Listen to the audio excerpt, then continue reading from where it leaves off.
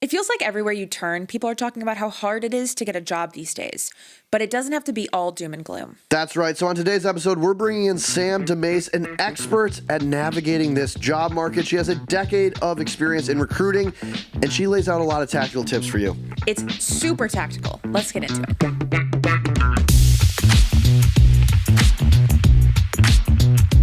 Okay, we are here with Sam DeMase, aka A Power Mood. You can find her on pretty much all the socials with @A Power Mood. Sam specializes in teaching others how to navigate and hack the corporate system, cultivate their careers, and command value. Her digital tools have been purchased by people in 30 plus countries, and she's been featured by every media company imaginable, including the best one, Morning Brew Inc. She has 13 years of professional experience in people ops and has a BA in business from NYU. And she's built global training teams and world-class training programs and helped thousands of people advocate for themselves in the workspace. Sam, aka Power Mood, thanks for joining us. Thank you so much for having me. It is so exciting. It's great to have you, and we want to jump into a really sexy topic right away, which is recruiting. Hi. I know you worked as a recruiter in the past. You talked to a lot of recruiters. What is recruiting for the audience that's listening who maybe has never interacted with a recruiter? What are you all doing all day? Such a good question. Recruiting is talent sourcing. So recruiters are looking for talent. They are constantly building a pipeline of talent. Recruiters are looking out for the right fill for each role. They're partnering with hiring managers to make sure that the person who lands in the role is going to be long-term in the role, hopefully. So yeah, they're sourcers. Do you find like a misconception about recruiters that people often have? I think a misconception is that recruiters are sitting around doing nothing, for sure. However, the reality right now in this environment is that most recruiters have anywhere from 12 to 20 requisitions at a time. And a requisition is the number of postings they're trying to fill. Okay. So recruiters right now are just as squeezed as every other position. So recruiters are trying to fill maybe a tech position, maybe an HR position, maybe a creative position, 20 of those at once. And it's pretty overwhelming for some recruiters. So I guess my question is like, I feel like there are in-house recruiters and there are external recruiters. And like sometimes I've gotten, for example, like LinkedIn messages from somebody at a company. Flex. I know. Yeah. My pretty DMs popular. are booked. No, but like sometimes I get them from the actual company themselves. Like, hey, I'm interested in you for this job that I am hiring for.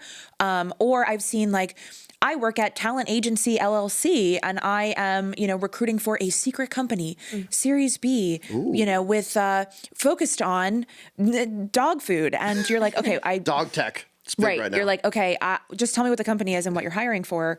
But then you have to get on the call with them. And so like, there's these two separate groups. Is that accurate? Like, is that kind of how the system works? That's accurate. There's external recruiters and there's internal recruiters. You can work with either. Either one is going to get you a position. The external recruiter is hired by the company, so they work for the company. They don't disclose typically all of the details up front for the job. So there's a little mystery when you're working with an external recruiter. And the external recruiter gets a cut. So if you get hired, they're going to get a cut because they sourced you and found you.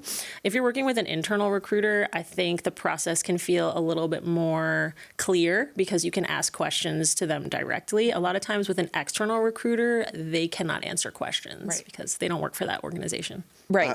I'd love to get your thoughts on this new trend that has popped off in maybe the past week or so, or there's an article in the Wall Street Journal about it called reverse recruiting, where actual people who are looking for work are hiring their own recruiters to go find companies for them, which feels like an inverse, hence the term reverse recruiting.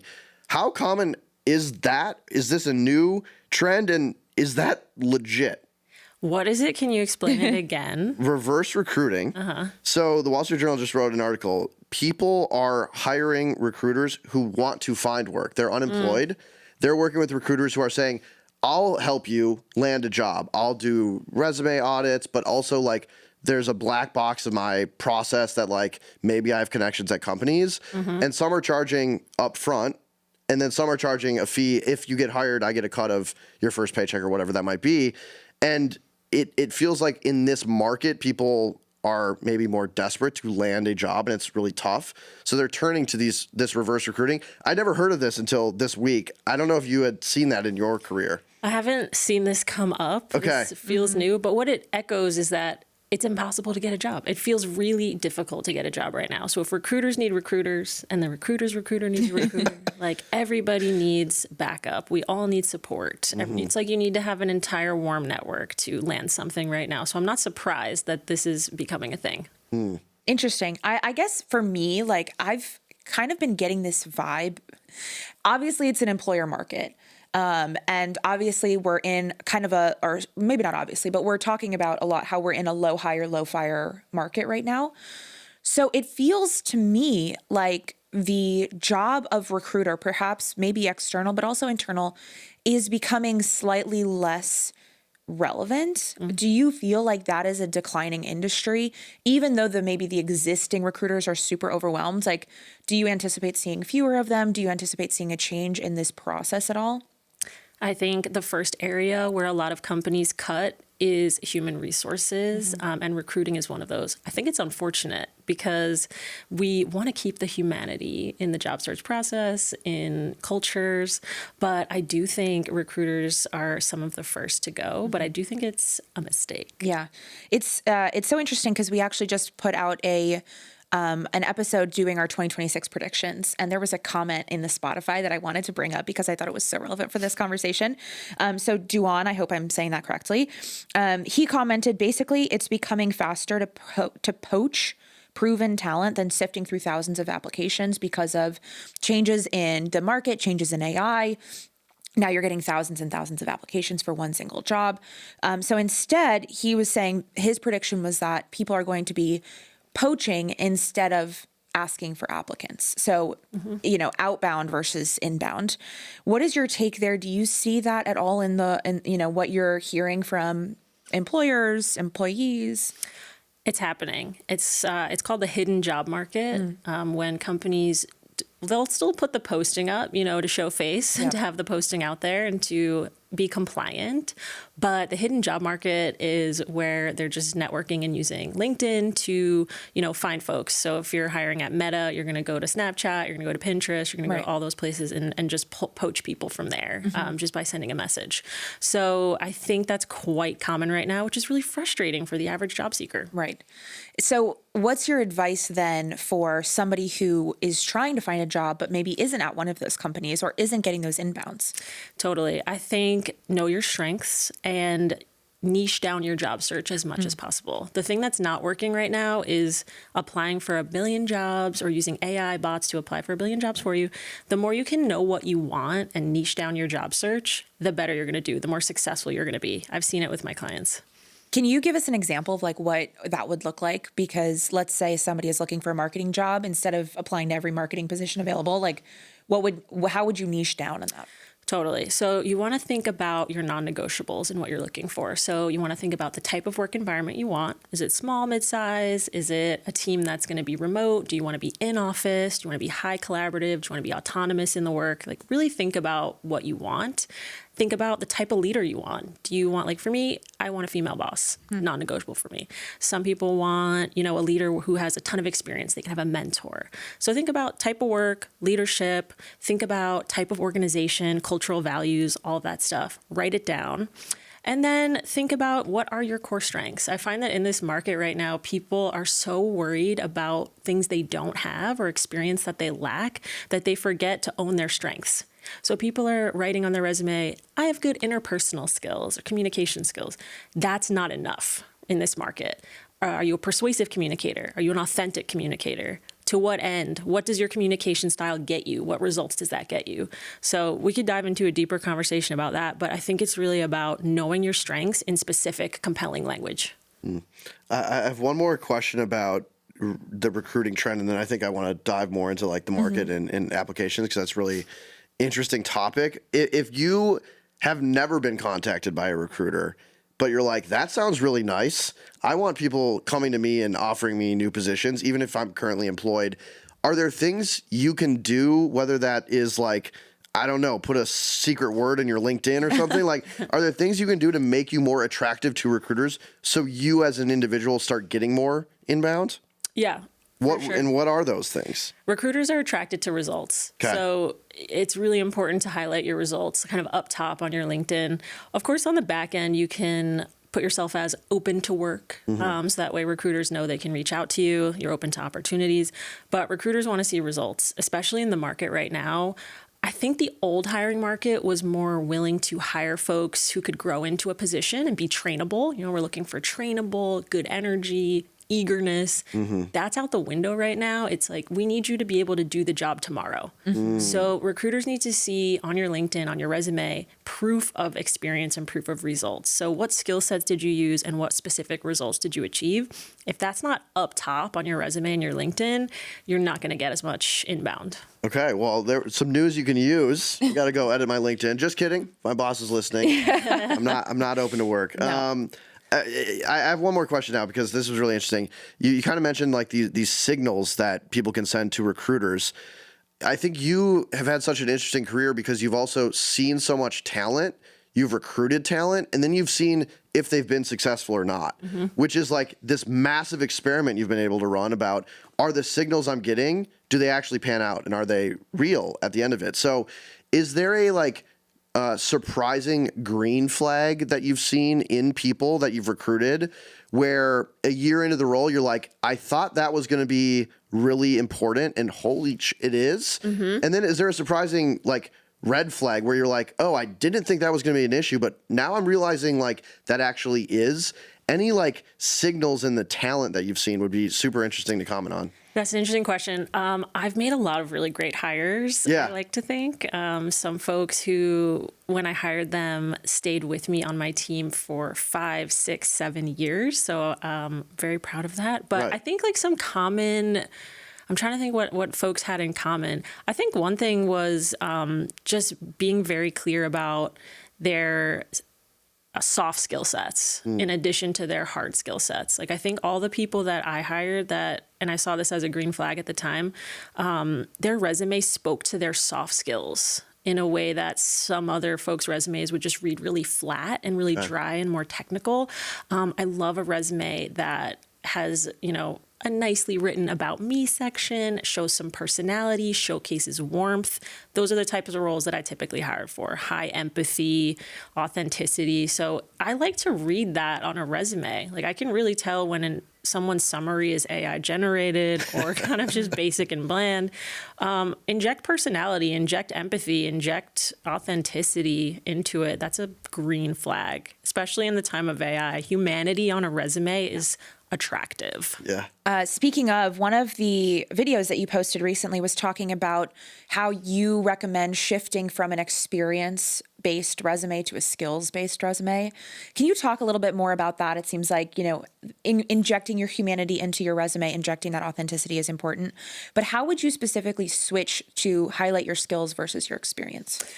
So I think it's about experience and skills. We're moving away from education-based resumes and kind of that vibe.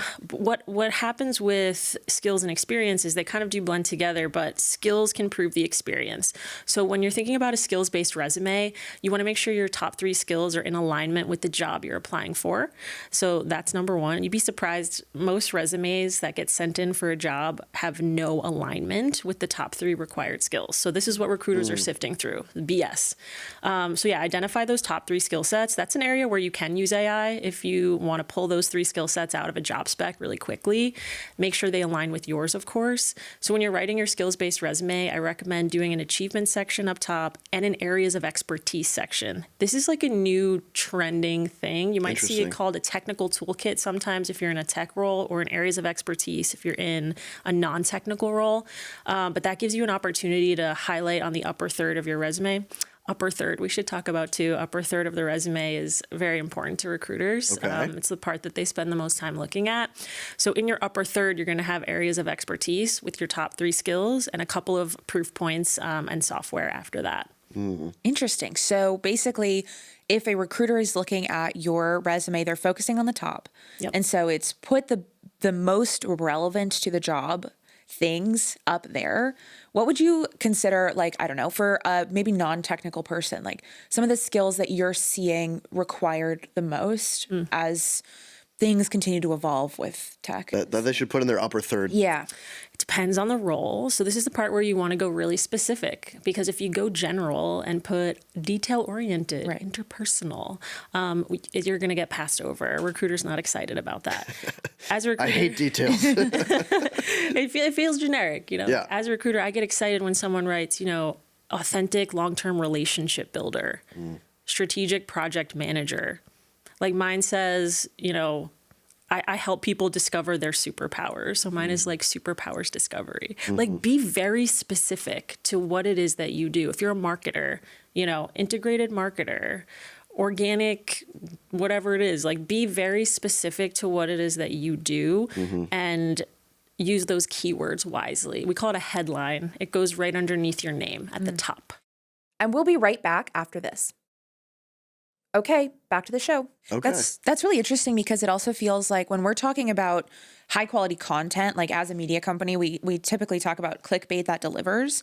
And it feels like that is like making that interesting and specific, but kind of like curiosity creating a little bit, where there's a little bit of a gap between, oh, like, okay, what is like, superpower discovery? What does that mean? I want to learn more. I want to learn more about that. And Yeah. so then that is maybe creating a bit of a curiosity gap, where now you are saying something that feels right for the job, but also they're like, let's double click on that. Like, I want to bring them in for an interview.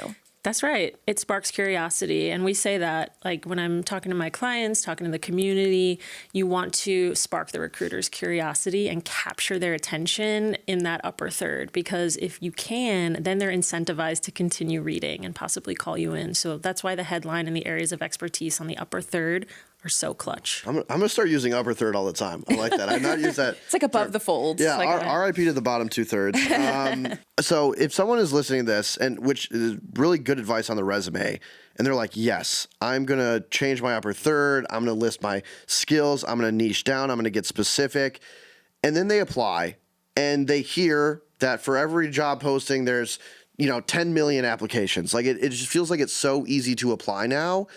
Like, are they actually going to get read? I feel like that when I talk to friends, they're like, yeah, I can make my resume better, but like, what's the point? Like, someone's just going to know someone and hire through their network anyway. So like, why even cold apply? Is there still value in doing cold applying, or should people be doing very different things in order to get a job in this market?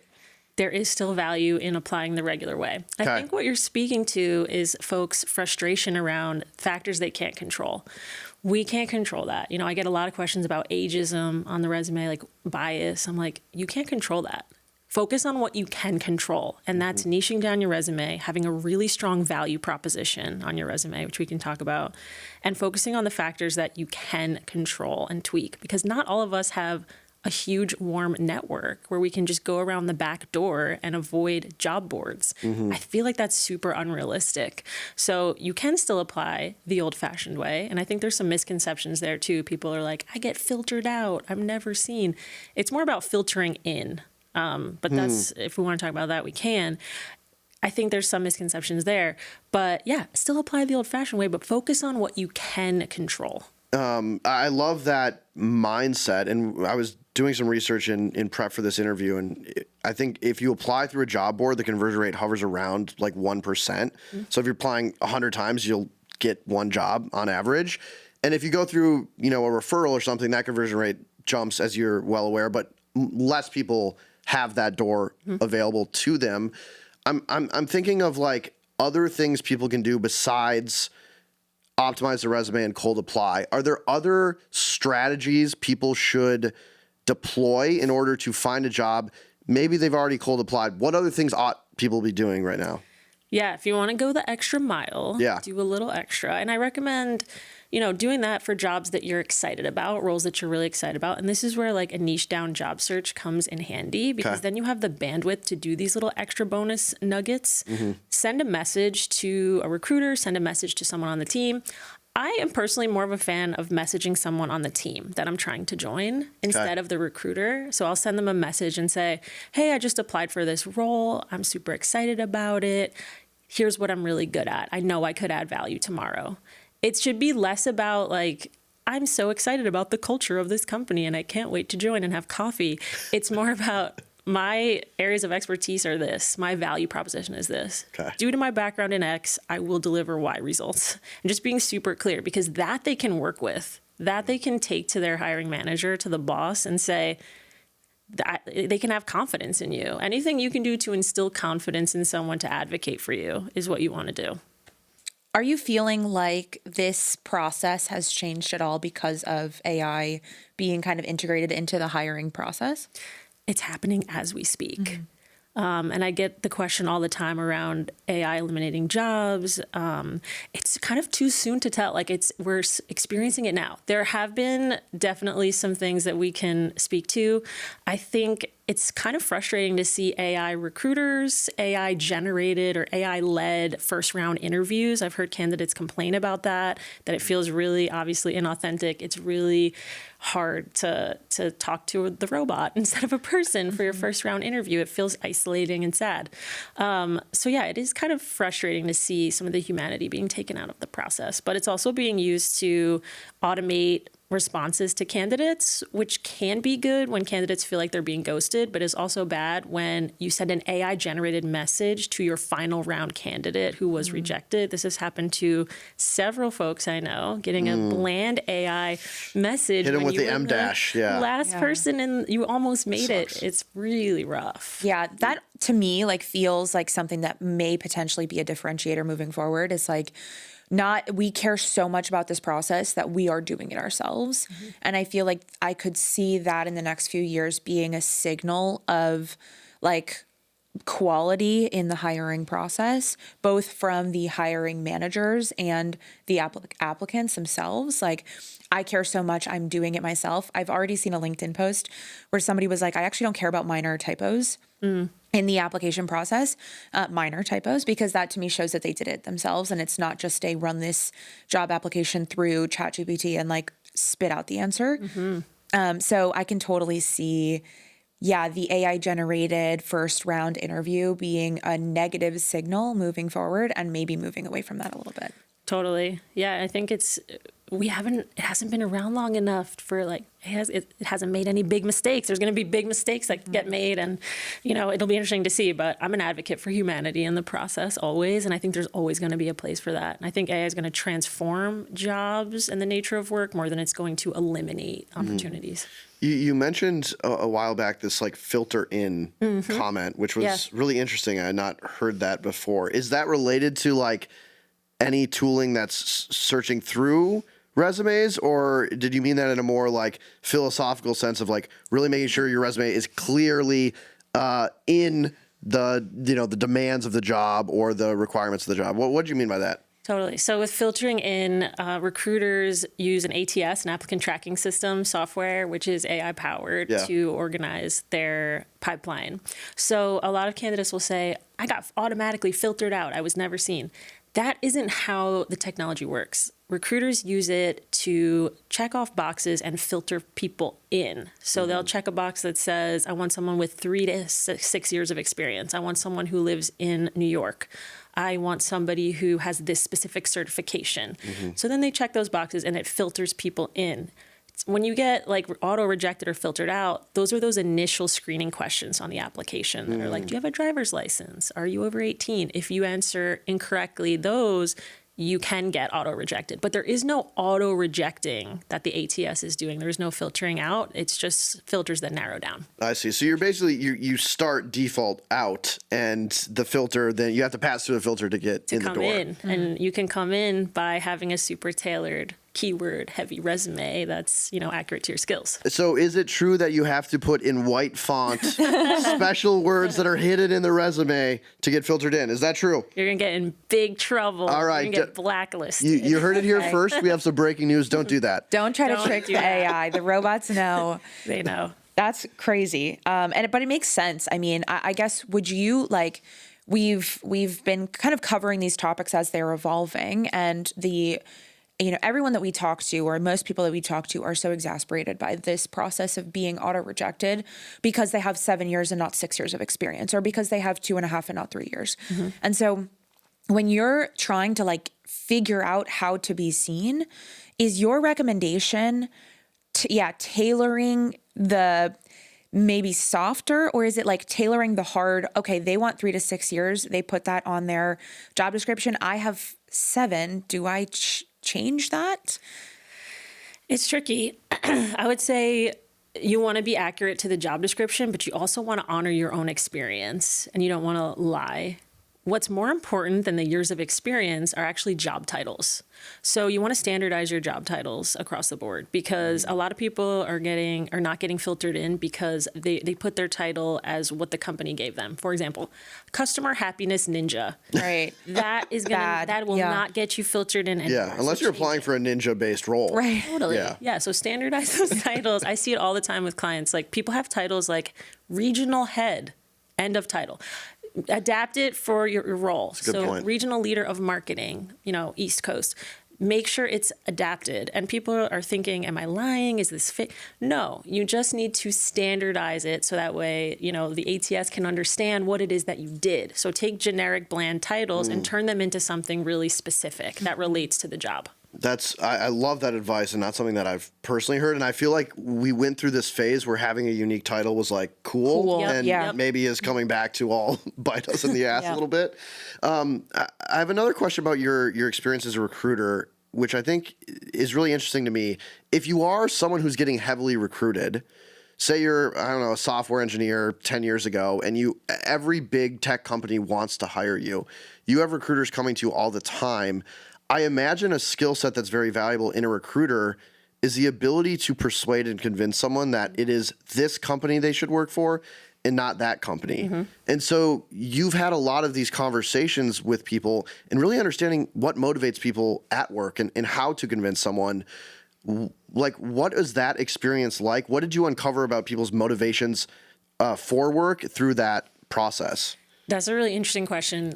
Everybody is different, and a good recruiter will ask that question. I was just talking actually with my sister about this, who's a tech recruiter. I like to ask. So as I get to know a candidate, I like to ask, like, what motivates you in this process? Like, what are you really looking for in an offer? What would be compelling to you? Yeah. For some folks, it's benefits, it's childcare benefits, it's more PTO, it's remote work or bust.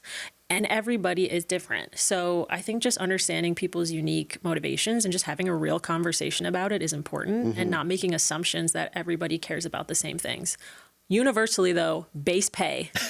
Shocker. People do like money. Yeah. Famously. Base pay is key. But then, asking some questions to figure out the rest and tailoring the offer. I think we're seeing that a lot more now, a lot of tailored offers where even if a company says, we're 3 days a week in office, if they want to make a hire that can only come in twice a week, they're going to make that accommodation to bring in that hire. I love this point, and I think, sometimes culture feels very ephemeral or like superfluous, but, outside of the base pay, that is what someone who is getting heavily recruited is going to look at. Like, how is it going to feel to work there? And I feel like that is such a competitive advantage for some companies who do invest in culture, make the work experience very interesting, dynamic. You have this then filter in that you can attract the talent you want. So I really love that perspective, Sam. I know we have a game, Kaila. Yes. I don't know if you have an additional question before we get to the game. No, I was just going to say, I think that's really interesting, especially with states now that require salary bands to be posted. I think it's always interesting where, like, for the right people, we might stick within the salary band, but we might be able to kind of fudge other stuff, whether it's additional PTO or less time in work, or maybe a stipend of some sort to commute in.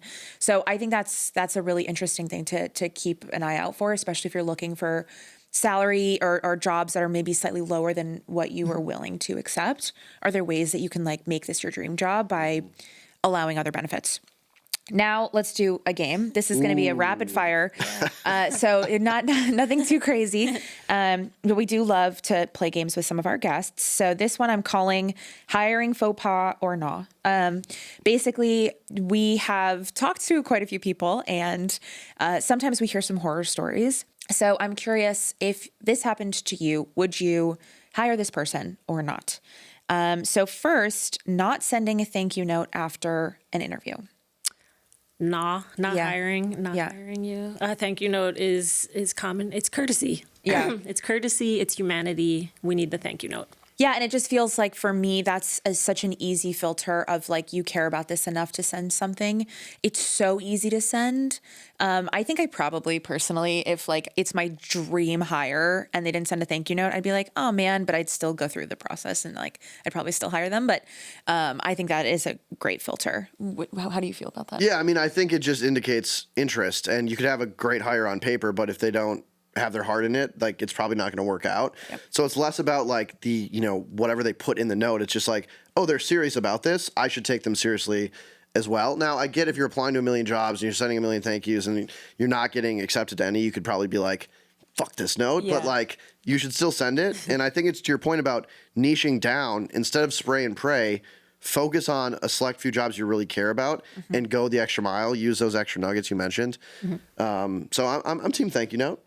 Cool. All right, next one.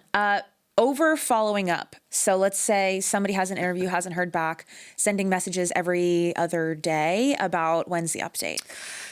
That's annoying. Yeah. Follow-ups are good, every 5 to 7 business days. That's great. Because I always say, like, if you don't follow up, you're risking the chance. Like, you might not get the job. The candidate who doesn't follow up is definitely not getting the job, but following up too much is perceived as annoying. Yep. Aligned. So 5 to 7 business days. That's right. That's That the feels right. cadence. Okay. Yep. All right, last one.